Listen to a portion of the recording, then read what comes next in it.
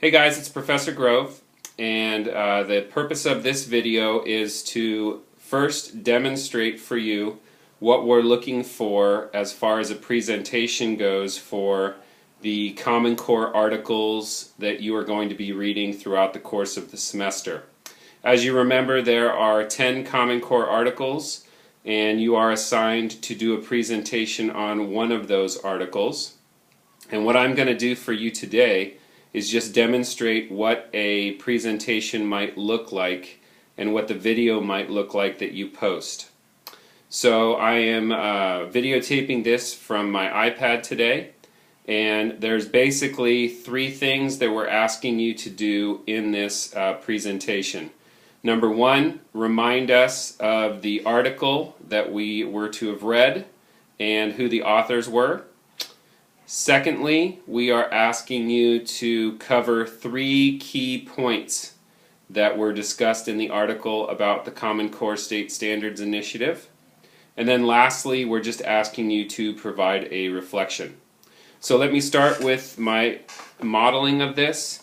The article that you read is called Rising Above the Standards. It is chapter 10 in this book. Multidimensional Education, a Common Sense Approach to Data-Driven Thinking. This is a book written by Corrigan, Grove, and Vincent.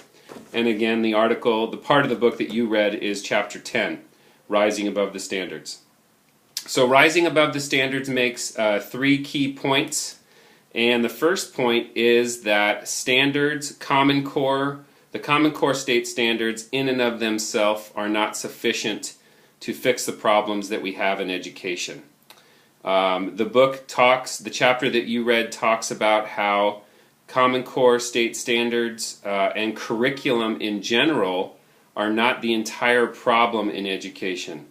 One of the things that the book posits in other chapters is that really we need to take a look at the entire system of education and how the system is broke.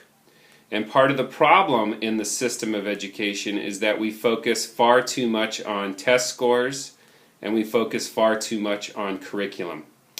The argument in chapter 10 is that unless we pay attention to some of the other factors in education, an initiative such as the Common Core State Standards is not going to be successful. So that's kind of the first point. The Common Core Standards in and of themselves are not going to fix the problems that we have in education. A second point that the Chapter 10 makes is that the Common Core State Standards Initiative is a good initiative. It is actually better than the policy of No Child Left Behind that allowed states to select their own standards, and where we had a situation where there was no comparability across states because states picked different standards. So the best example of that would be the differences between the Texas state standards and the California state standards.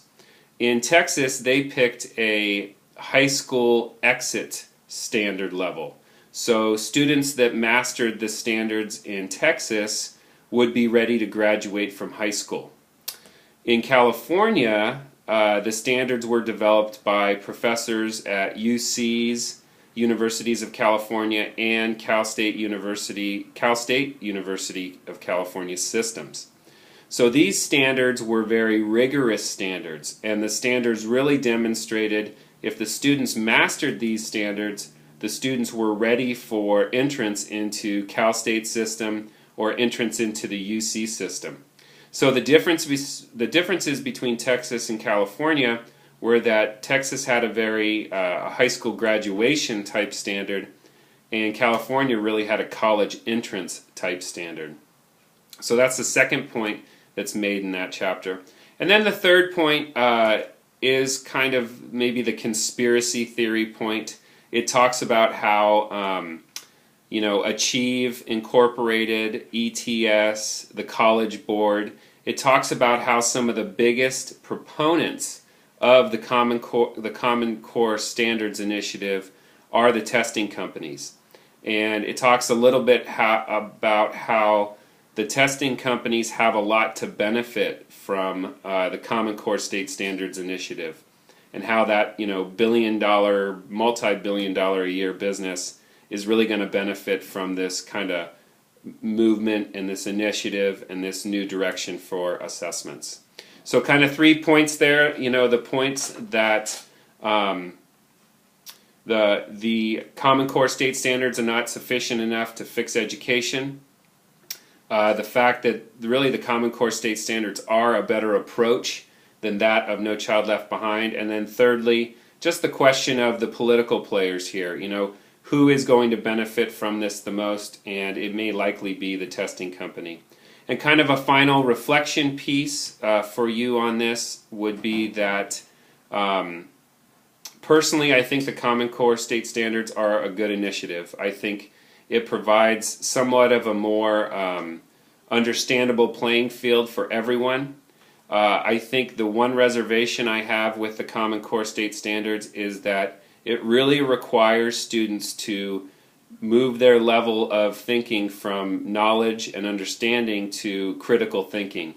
And I think getting students to critical thinking levels, especially when they may have English language learning difficulties, or they may have special education difficulties, getting students to that level of critical thinking is going to really require us to do a better job of training teachers and teaching teachers how to teach.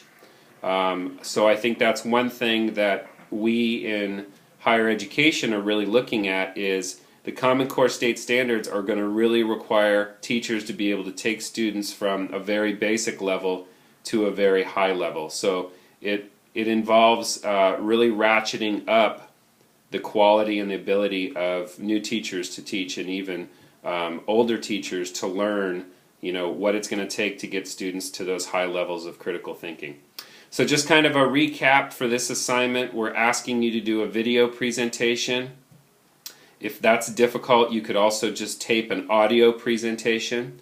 And we're looking for you to remind us of the chapter, the article that you read, if it was a chapter or publication or something out of a journal. Give us 3 key points, like I gave you on the Rising Above the Standards. And then lastly, just give us a little of your own personal reflection. Hope that helps, and if you have any questions, email us and let us know.